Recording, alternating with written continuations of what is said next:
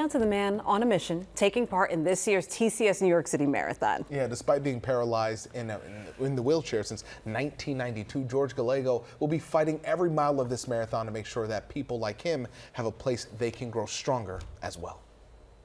George Gallego is no stranger to the New York City Marathon. I love the entire race from beginning to the end. I know most people complain about the start, the Verrazano Bridge, but it's not as challenging as most people think. It's the start of the race. You should have the most amount of energy stored in your body at the start, but the entire course is my favorite. And going through every single borough, and it seems like every borough has its own unique way of cheering. But this year, he will travel through all 5 boroughs with a very specific cause in mind. His organization, called the Access Project. I founded the Access Project primarily as a way to be able to bring the disability community together, as well as seniors, and to be able to share my experiences as an athlete. And it's New York City's only completely accessible gym.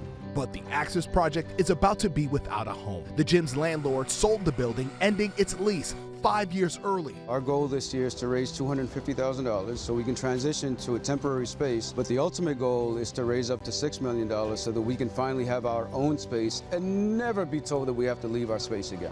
For George and his community, the Access Project is much more than just a gym. It's a place where people with disabilities and senior citizens can feel empowered to be themselves and get stronger. I don't look for new members. Folks who have this desire to change their lives, they find us. What's great about having a community is that you learn from each other's experiences. You learn from each other's mistakes. The great thing about community is that we all help each other. We all push each other along. And for George, it'll be that community that'll be pushing and cheering him on for much more than the 26.2 miles of the New York City Marathon.